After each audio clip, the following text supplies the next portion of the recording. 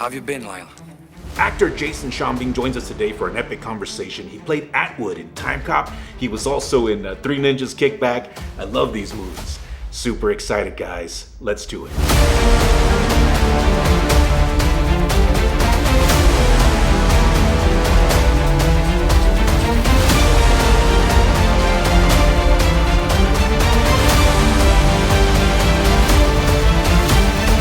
Mr. Jason, welcome to the show, man. I really appreciate it. As Jean-Claude would say, how have you been, Lyle? Then he would try and kick me. He had this weird gag where he wouldn't kick me, but he'd get his foot. It was crazy because he was like 4 inches from me.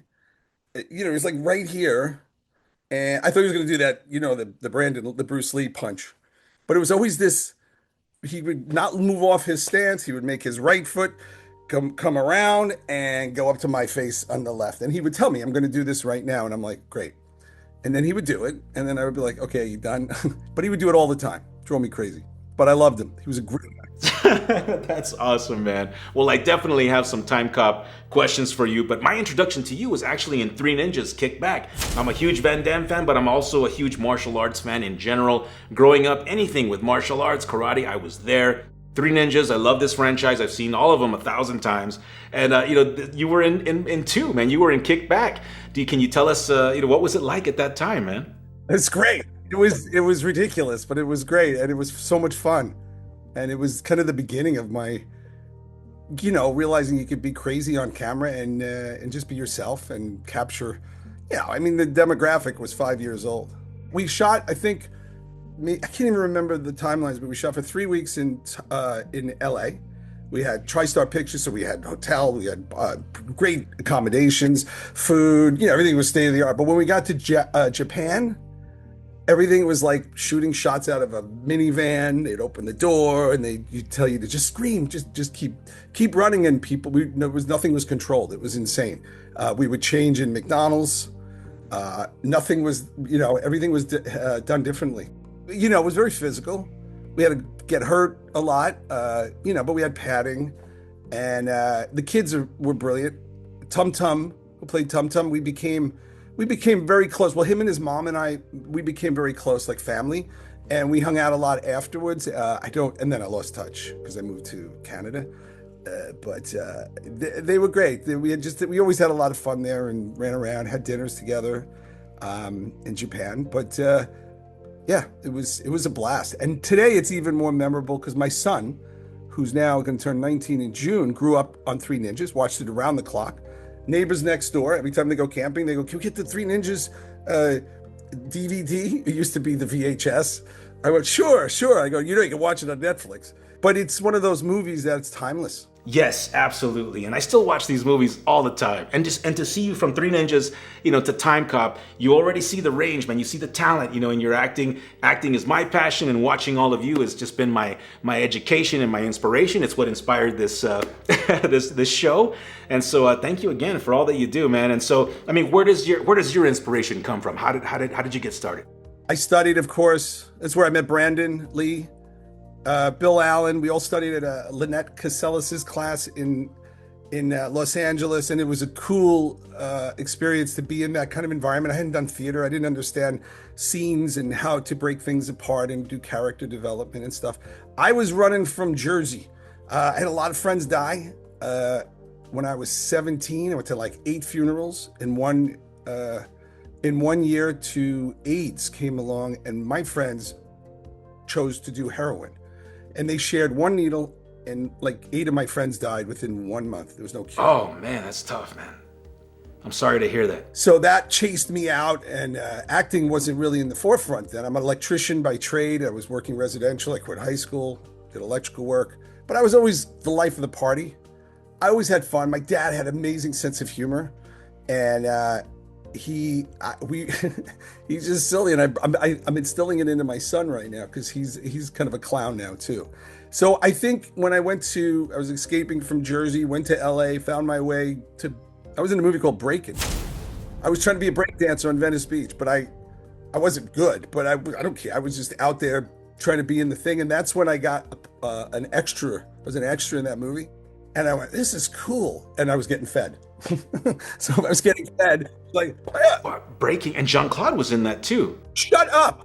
I did not know that. Dude, I'm serious. You and you and Jean Claude are literally right next to each other. Yeah, no, I did not. That's so I cool. wish I had known because we had many conversations, but our resumes didn't come up. That's fascinating to know that. Breaking, Shabadoo. No, it was I fell in love with acting from that, and then I started taking classes, and that's where I found Lynette's class. And then I met Brandon, and is Brandon here? And you mentioned Brandon Lee. When we were setting up this interview, I sent you some samples, and I sent you Mr. Ira's, interview. Awesome dude. And obviously, you guys know each other, and all of you. I mean, you knew Brandon. You guys kind of grew up together. I mean, if you don't mind sharing, do you have any Brandon stories? That's what sold me. When I saw Ira do his interview, and he was so amazing, and I just thought, well, it reminded me of Ira, and then you and I texted, and I just loved the things you were saying, and that's all I need is truth, honesty, and I'm your pal. Brandon was like, for me, coming from Jersey. I mean, everybody knew who Bruce Lee was, but that never really affected me in that way. I never get affected by any of that kind of stuff. Uh, he was beautiful. He was an artist. He was funny. And he was so passionate. He was so passionate. Whatever he did, he went like 150% into it. We once took a drive to Vegas. There was a song called "At This Moment." Billy Vera and the Beaters. Great band. I used to watch in LA. We used to go to the bar. This band was fantastic.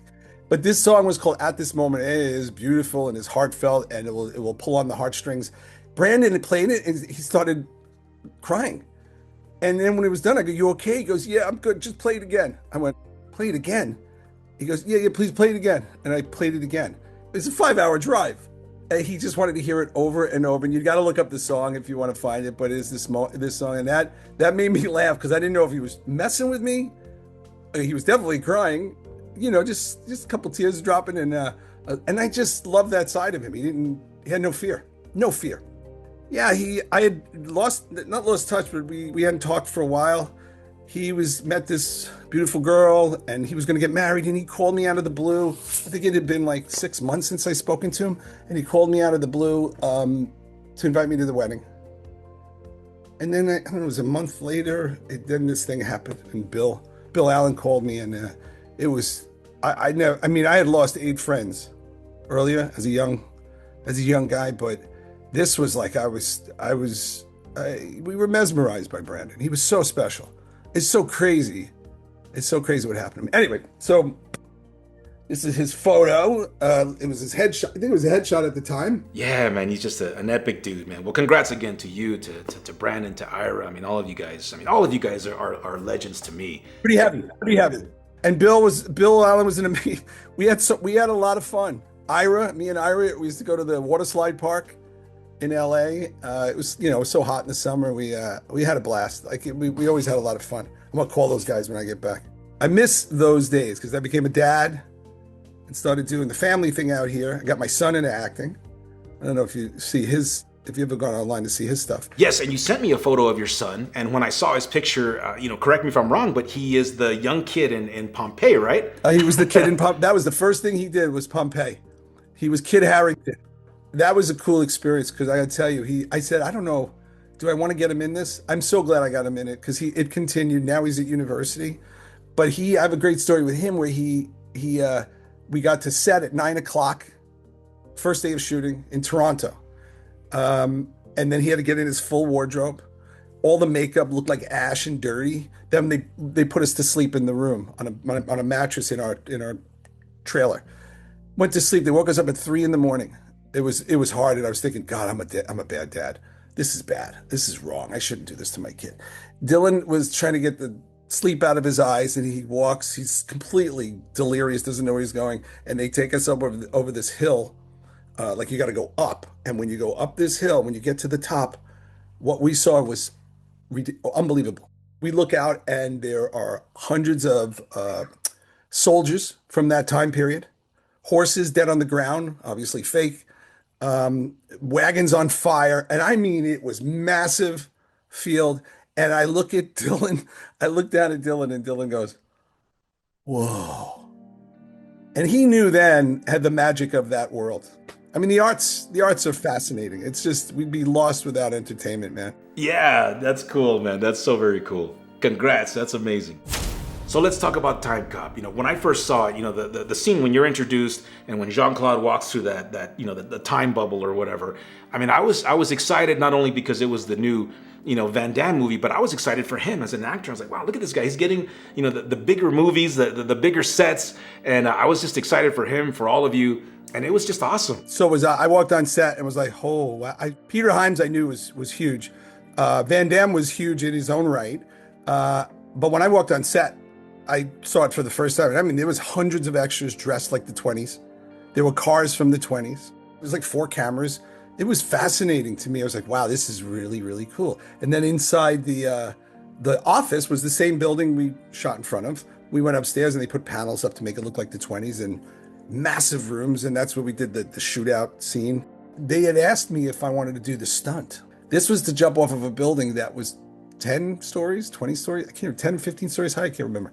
But it was on something called a descender cable. So you're harnessed. It's a free fall. You really are falling. And then it winds in a way and tightens up, slows down very slowly right before the airbag. To me, I was like, I want to do it. And I was going to get paid like $5,000. Something, somewhere, somebody, maybe it was insurance, said, no, are you crazy? You can't, no. If something happens to him, we don't have him. So I was very disappointed because I really wanted to do it.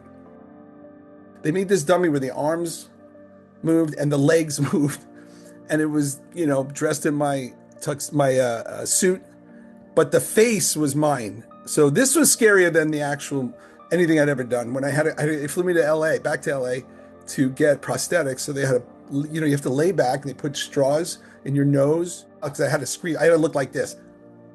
I had to look like I was afraid of dying. It had to be my nose. So they poured the clay all over you, and once it goes in your mouth and covers your nose, even though you can breathe through your nose, you feel like you're gonna die. You feel like you're gonna die, and they talk you through it, and they go, just relax, you'll be fine. And it kind of it sets up pretty quick, but not quick enough. It was frightening. What I loved about it was the complexity to it. Like there was really, this guy, and I tried to bring my humor to it with my personality or whatever. But the guy was there. He was a smart ass. He was making money. He basically came off like an asshole and doing something wrong until you dive deep into the scene. You realize why he's doing what he's doing. He's protecting his family. Yes, he's stealing money, but he's already in it. He probably made some bad choices, but obviously he's in it. And he can't go back. And he decides to take his own life because, that to him is the right thing to do. So, he doesn't want to give up information because he's afraid his family's going to get killed as well. So, you could be a dick, but you could be a dick with a heart. It was a very good movie. It was really written well. It was done well. Peter Hyams did an amazing job with it. It was a good movie. Yeah, it was epic, man. And just a quick question, back in the office, when right before he comes in, you got those little mini discs. You put it in, you're listening while you're going through the paper or whatever. Did you know what those were at that time? No. The funny thing about those discs was I didn't see one until they handed it to me. I wasn't sure if it was futuristic. It wasn't even real. Yeah, mini disc, dude. Yeah, I want to say it was either 96 or 97 when they kind of went mainstream. Dude, I had a player, I had a recorder, I had a stereo in my car. Everything was mini disc. I was obsessed with it. And then I guess it didn't do too well. It wasn't popular. But they were selling everything. They were selling like actual albums, on mini disc. It was awesome, man. But I was inspired by that, and that was Timecop was actually the second time I saw those. The first time I saw him was in Last Action Hero. Arnold's he's in his car and he puts a mini disc in. I was like, wow. I was just fascinated by these little discs, man. So yeah, dude, awesome times, man. Epic times. And performance-wise, I really feel that this was Jean-Claude's best movie. By far. Just the acting, especially after when he's playing the older version of himself. I just thought he nailed it, man. Every scene was just awesome.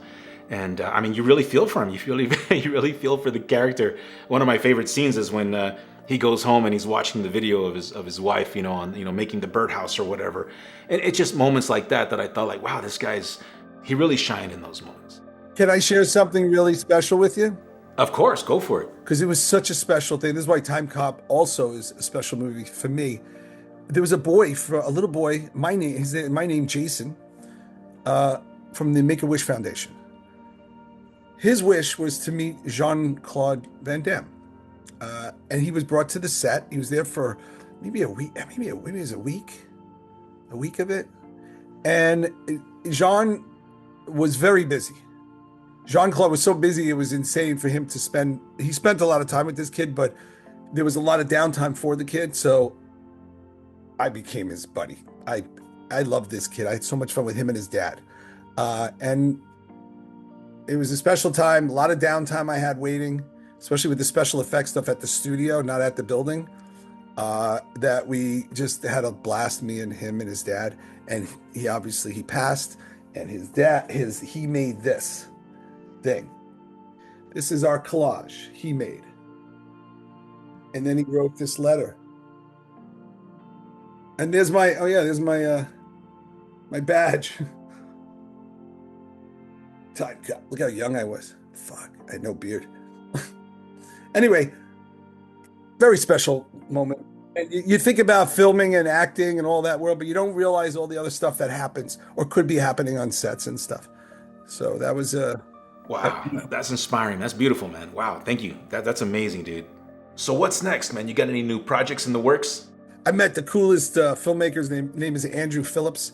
He's from New England, and his partner is in Japan, who was an old student of mine. And there's a bunch of us again. So like Alien, like Predator, the whole Godzilla world, you know those movies? He's got a movie called Kaiju is the name of this one. And we're just kind of developing it together, all the actors. I got to fly out to Japan in May to do some more work so we can put together our our look book, so we can go after financing. But that's the next thing on the agenda if it comes to pass. My son will be in it with me, and a couple of other just actors who've worked forever. Dude, that's amazing. Well, when you're on set or whenever you guys get a trailer up, I mean, the invitation is always open. I'd love to hear about it, man. You're welcome back anytime. Mr. Jason, thank you so much for being here. I really appreciate it. Super congrats on all your incredible work, talent, and success. Chris, you got a good way about yourself. You can't hide truth. And that's the thing that spoke to me. And I even got emotional when you started texting back, and it reminded me of Brandon and the stories and your appreciation for that world, and not realizing how we're all kind of connected in a way, all these actors from that time. So that's why. So you made this happen, and you're awesome. So yeah. I appreciate it, man. Thank you so much. Guys, thank you so much for watching. Rewatch Timecop, rewatch Three Ninjas Kick Back. I mean, we'll be on the lookout for Jason for Kaiju. Epic movies, epic times, epic cast. Thank you for watching. Thank you for believing. And we'll see you soon. Cheers.